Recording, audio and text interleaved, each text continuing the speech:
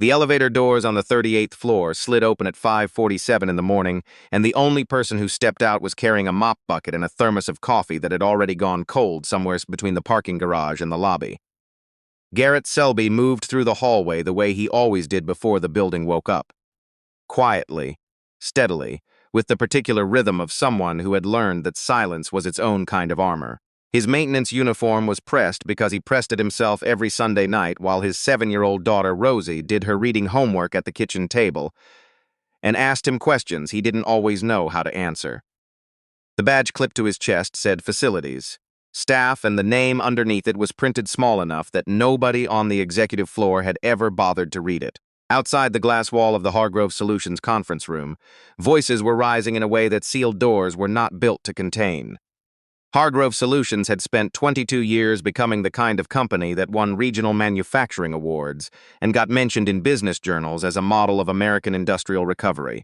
It had survived supply chain collapses and 2 rounds of aggressive acquisition attempts, and the death of its founder, Charles Hargrove, who had built the original plant in Akron with 18 employees, and a loan his wife had co-signed without telling her parents. What it had not survived, apparently, was the last 14 months. Inside the conference room, the table was covered in printed spreadsheets and the kind of controlled panic that expensive people try hard to make look like calm.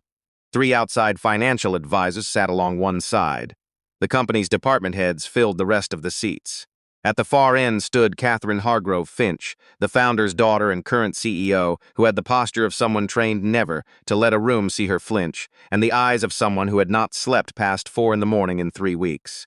In front of her, a single folder sat open. Inside it, a debt restructuring agreement that would hand operational authority to a private equity group called Meridian Vantage. Sign it, and Hargrove Solutions technically survived, but no longer belonged to anyone who had ever worked inside it.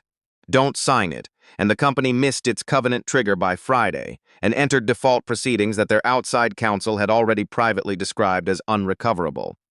Catherine had been staring at that folder for 11 minutes. Garrett kept moving his mop in long, slow strokes down the hallway the way he always did, covering the same path he had covered 5 mornings a week for 4 years. He was not thinking about the conference room. He was thinking about whether the school nurse had called back about Rosie's inhaler prescription and whether he had enough left on his transit card to cover the week. He was thinking about the overtime form he still needed to submit before Thursday. He was not thinking about the spreadsheet that slid off the edge of the conference room table when someone pushed back too hard in their chair and sent a loose page drifting through the narrow gap where the door had not latched completely. It landed near his cart. He would have left it. He had left documents before, slid them back under doors, set them on reception ledges without looking. A janitor learned early that other people's papers were not his business. But the page landed face up, and one line on it caught his eye the way a wrong note catches someone who grew up playing piano. Not because they're looking for it, but because something in them already knows the shape of what correct sounds like. He bent slightly. Read it once. Then again. A capital expenditure recovery figure. A depreciation offset listed against plant equipment in what appeared to be a consolidated balance sheet. The number was wrong in a specific way. Not random error wrong, but structurally wrong, the kind of wrong that only happened when 2 separate accounting treatments were being applied to the same asset class simultaneously without anyone catching the overlap. Garrett's grip tightened around the mop handle. Inside the conference room, the lead advisor from Meridian Vantage slid the signature page a few inches closer to Catherine's hand. She picked up the pen. Garrett pushed open the door. Every head in the conference room turned at the same moment, and the silence that followed was the particular kind that comes not from quiet but from shock. The kind where a room full of people suddenly cannot locate the word for what they are seeing. Garrett stood in the doorway in his gray maintenance uniform, one hand still on the door handle, the other holding a loose sheet of paper he had retrieved from the hallway floor. He was aware of exactly how this looked. He had been aware of it the moment he pushed the door, which was why he had pushed it anyway, because the number on that page had not let him do anything else. The Meridian Vantage advisor, a man named Stuart Price, was the first person to speak. His voice carried the particular sharpness of someone accustomed to being the least challenged person in any room he entered. This meeting is closed to non-executive staff. Garrett did not step back. His heart was doing something loud and unhelpful in his chest, but his eyes stayed steady on Catherine Hargrove Finch, who had not yet spoken and had not yet looked away from him. "I'm sorry to interrupt," Garrett said. His voice came out steadier than he expected. There's a figure on this page that I think has an error in it. Someone at the table gave a short, involuntary laugh. Not cruel exactly. Just the reflex of a person confront with something so outside their established categories that humor arrived before thought. Stuart Price did not laugh. He leaned back slowly in his chair instead, the way people do when they want to demonstrate that they are not concerned. That document is confidential. It was on the hallway floor. Garrett kept his voice level. I didn't go looking for it. Catherine finally spoke. What error? Not a question. Flat. Direct.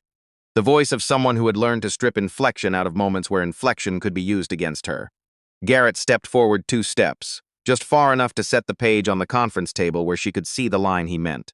He pointed to it without touching anything else. This CapEx recovery figure. You're showing a depreciation offset of $61 million against the heavy equipment inventory. But if those assets were partially recovered through the insurance settlement after the Dayton facility fire 18 months ago, the offset can't be applied at full value. The carrying basis changed when the insurance proceeds posted. You'd be double counting the write-down. The room did not move. Stuart Price's expression shifted very slightly in the directions of something he was working to prevent from becoming visible. Catherine looked at the page, then at Garrett, then at the page again. Sit down, she said to no one in particular.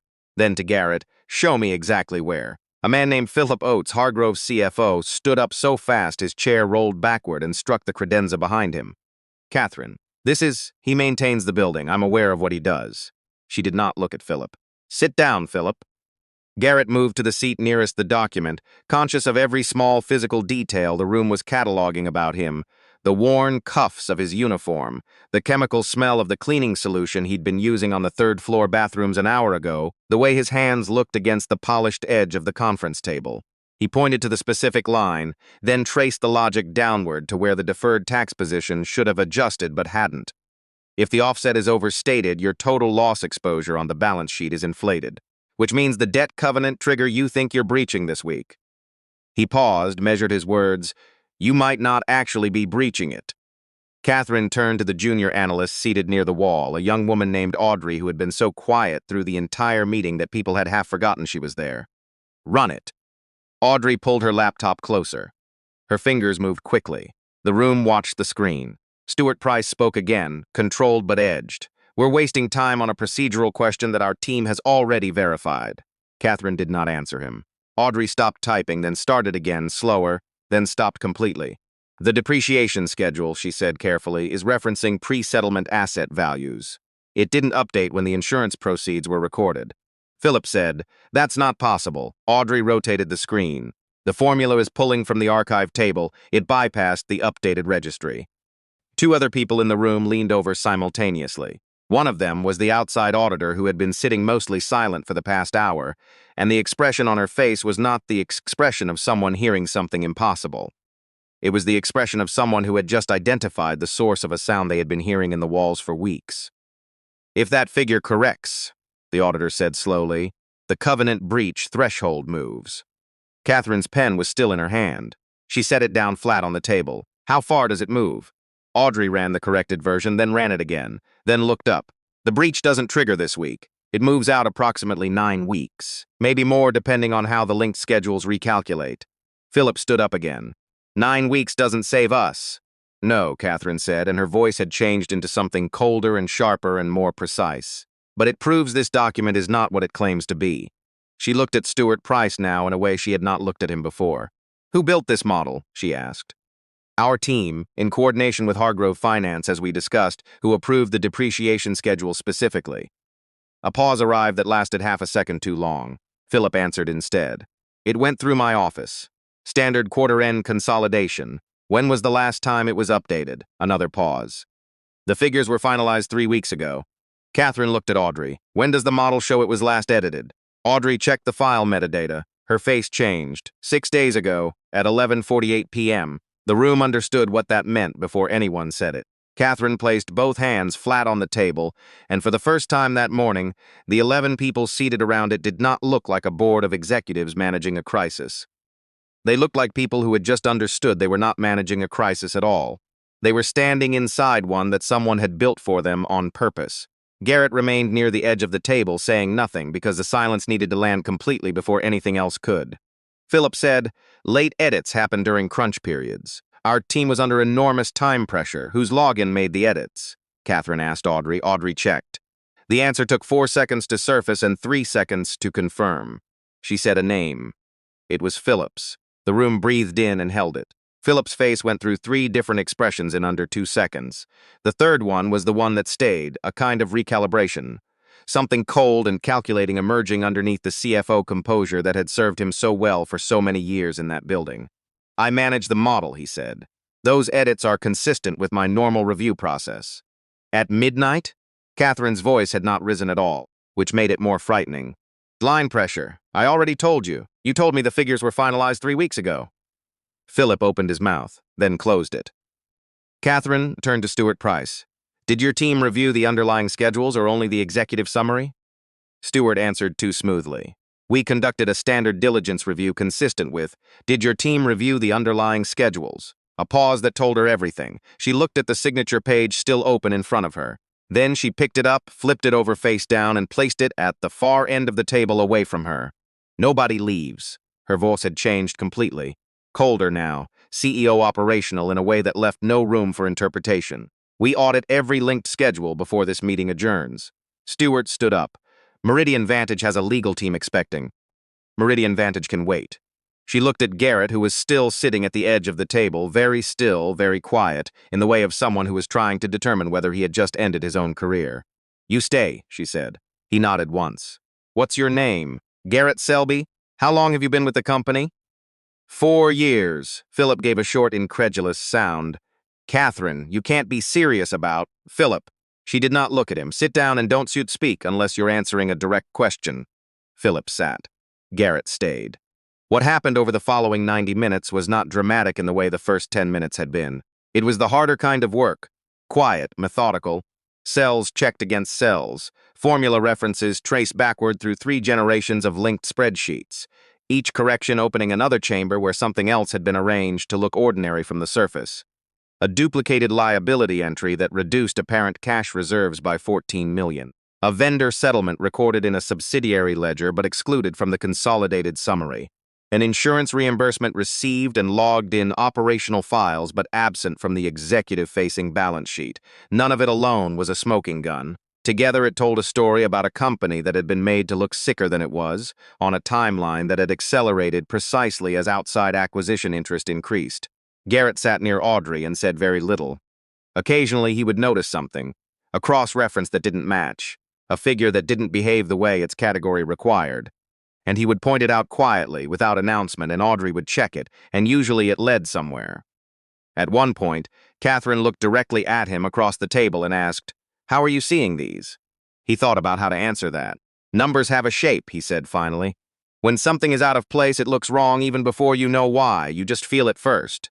She studied him for a moment. "How long have you felt that way about numbers?" Garrett glanced toward the window and the pale morning sky behind it. "Long time," he said, and left it there. He did not mention the University of Michigan. He did not mention the actuarial science program or the 3 years he had spent building risk models for a mid-size insurance firm in Detroit before everything changed. He did not mention the diagnosis, or the medical bills, or the way a person's carefully constructed professional life can be disassembled by circumstances that arrive in the middle of a Tuesday, and do not apologize for their timing. He mentioned none of it, because the people in that room had not asked, and because that part of his life existed in a different compartment now, sealed but not gone. What he thought about instead was Rosie, specifically the way she had looked that morning at 5:15 when he carried her half asleep from her bed to the neighbor's couch because Mrs. Okonkwo had agreed to take her until the school bus came.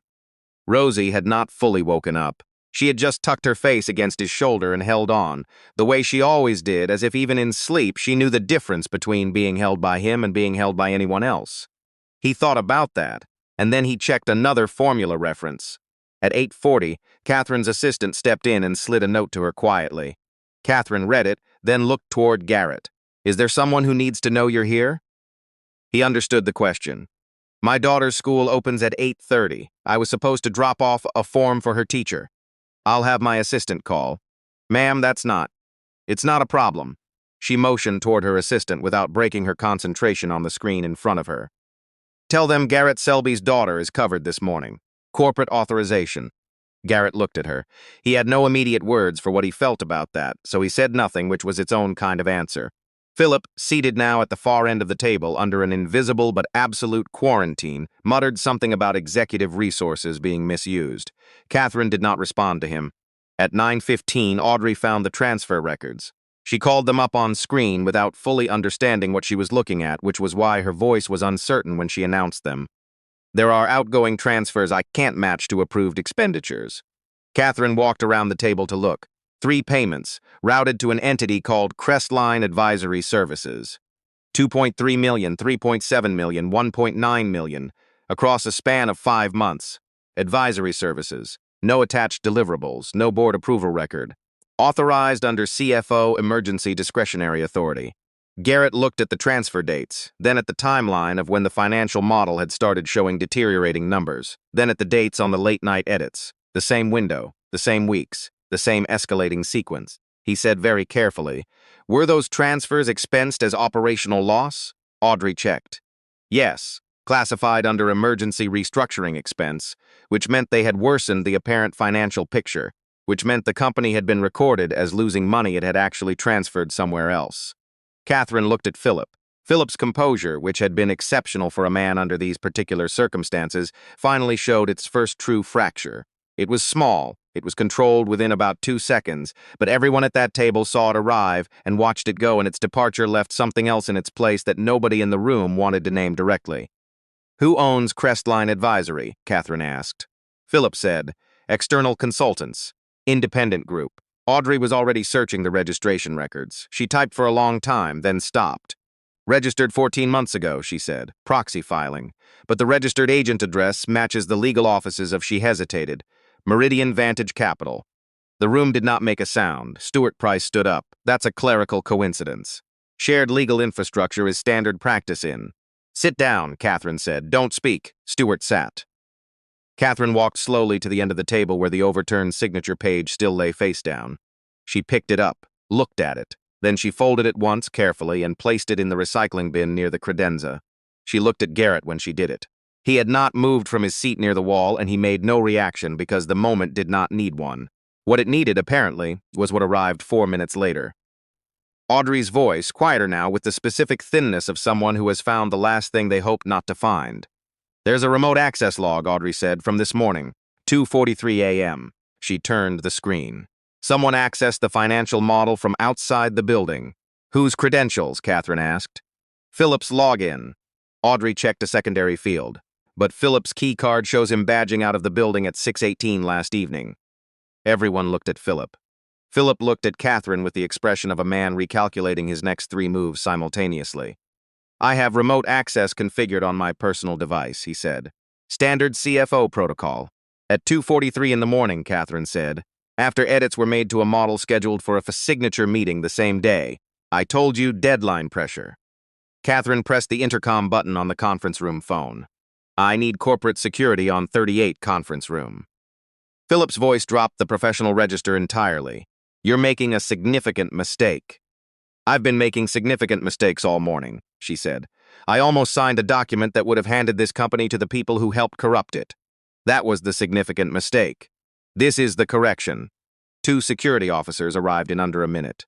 Philip looked at them, then at Catherine, and the calculation behind his eyes ran through its full sequence and arrived somewhere that looked, for just a moment, like the understanding that he had run out of moves. "This doesn't end here," he said. "Meridian has dead instruments in place regardless of—" "Take him to conference room B," Catherine said to security. "No device access. No outside calls until legal arrives."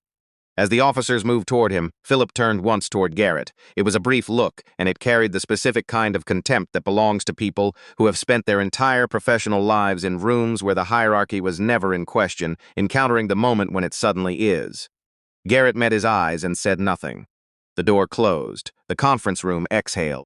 At 10:30, with 3 attorneys now present, and Audrey running the corrected financials against the debt covenant language, the picture that emerged was not a rescue.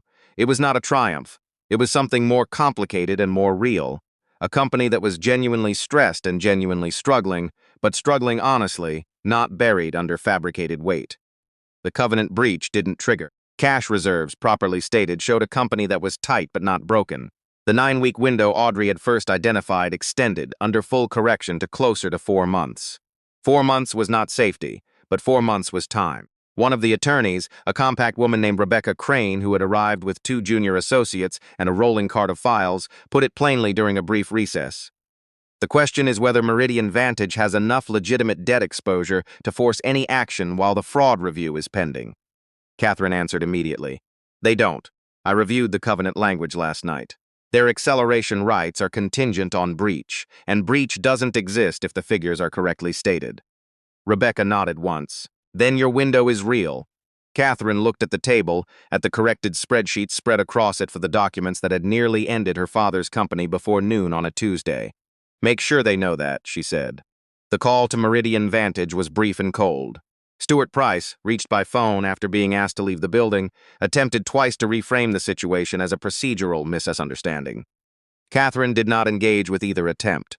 She stated the facts, stated the timeline, stated that federal counsel had been contacted, and ended the call. She came back into the conference room and found Garrett still near the wall, where he had positioned himself during the legal consultations because he did not know what the right geography was for someone in his situation. Mr. Selby, she said. He straightened immediately. Why were you looking at that page? He recognized the question as the same one she might ask herself later, when the adrenaline had settled and she was trying to reconstruct the morning precisely. He answered it with the same honesty he'd been offering all day. I wasn't at first. It was on the floor. I almost set it back under the door without reading it. He paused, but the number was just there, right at eye level when I bent down, and it was wrong in a way I couldn't not see. Catherine studied him. What do you mean, couldn't not see? I mean, I've been looking at numbers like that for a long time. When something is misaligned, my brain flags it before I decide to look. It's just how I'm wired.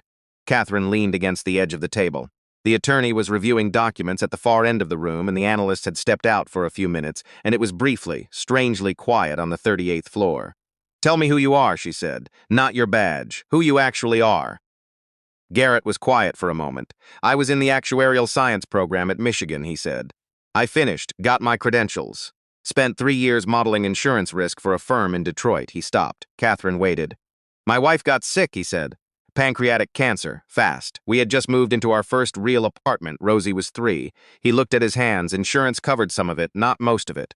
I took contract work between her treatments because we needed the income, but the contract work was numbers work, and numbers work is not the kind of thing you do halfway. I kept being late for things, kept missing calls from the nurses. One afternoon, I got stuck in a client presentation, and she had to have a procedure rescheduled because I wasn't there to authorize it. His voice stayed level, but barely. After that, I stopped taking contract work. Catherine said nothing. She died 14 months later. Rosie was 4. He looked up. After that, I needed something that let me be present, not ambitious, not building something, just present. The facility's job had consistent hours and no after-hours emergencies, and a supervisor who didn't care if I took a call about my daughter during a shift. He shrugged with one shoulder. So I took it. The attorney had stopped moving at the far end of the room. Garrett added quietly. I'm not telling you that to explain myself. You asked. Catherine straightened up from the table.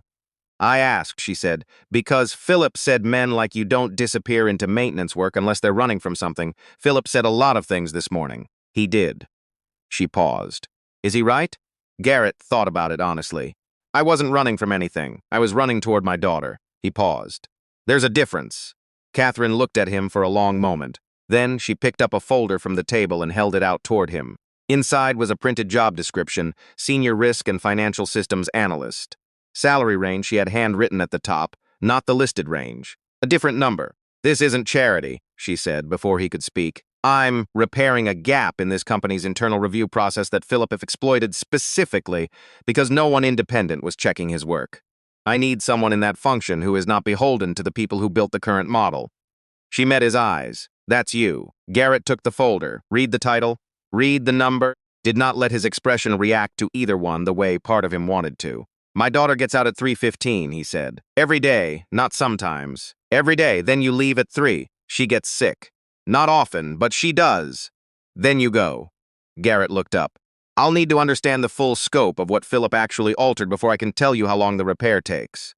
Catherine almost smiled. It was brief and tired and real. I know. And your plant worker's benefits package needs a full review. I've seen the planned documents in the break room. The out-of-pocket caps are miscalculated. Your lower-income employees are overpaying for coverage they think is better than it is. Catherine looked at him differently now. Not with surprise, but with something closer to recognition. The expression of someone who had been speaking one language all morning and had just heard it spoken back in the same dialect for the first time. I'll have HR pull the plan documents by Thursday, she said. Thank you. No. She shook her head once, very slightly. Thank you. Garrett folded the folder and held it at his side. He looked once toward the hallway where his cart was still sitting exactly where he had left it. 3 hours ago now, angled against the wall near the conference room door, the mop handle leaning at the same slight tilt he always left it at between passes. He had a strange feeling looking at it. Not nostalgia exactly, more like the recognition of something that had been exactly what it needed to be, for exactly as long as it needed to be. He went and got it, wheeled it back toward the service closet, put the mop away properly, rinsed the bucket the way he always did. Then he walked back to the 38th floor and found Catherine still in the conference room with the attorneys, doing the hard, slow work of rebuilding what had nearly been taken apart by people who had mistaken her silence for blindness. He sat down at the end of the table with the corrected spreadsheets in front of him and started reading. At 3:47 in the afternoon, Garrett Selby walked out of the main entrance of the Hargrove Solutions building with the unsigned job offer folder in one hand and his maintenance gloves folded in his jacket pocket. Rosie was waiting on the far curb with her backpack and an expression of severe impatience, which meant she had been waiting long enough to become dramatic about it. "You're really late," she announced. "I know." He crossed toward her and crouched down to check her jacket zipper, which she always left half pulled. "Big day. What happened?" He thought about how to explain the 38th floor, the spreadsheet error. The pen set down. The moment a room full of people had to reconsider everything they thought they understood about who was allowed to see clearly. "I fixed something," he said. Rosie considered this with the gravity of a 7-year-old who had learned to take his work seriously even without understanding it. Something broken? Something that was about to break a lot of other things. She looked at the folder under his arm. "What's that?" "New job," he said. "Maybe." She squinted at him the way she did when she was deciding whether to ask more questions or accept the information as sufficient. "Is it better than the old job?" Garrett stood up, took her hand, and started walking. "Different," he said. "But better?" He thought about Rosie asleep on Mrs. Okonkwo's couch at 5:15 this morning, and the spreadsheet page on the hallway floor, and Catherine setting the pen down flat instead of signing, and the moment when a room full of people who had stopped listening to anyone but each other had been interrupted by someone they had spent 4 years not looking at. "Yeah," he said. "Better." Above them on the 38th floor, the lights in the Hargrove Solutions conference room were still on, and through the glass the corrected numbers glowed across every screen. Honest now and real, the true shape of a company that had come within 11 minutes of disappearing because everyone inside it had learned to trust polish over truth. And the person who had changed that was walking his daughter home in the early evening, telling her it had been a big day at work, not explaining yet how big, because some things you carry quietly for a while before you know how to put them into words.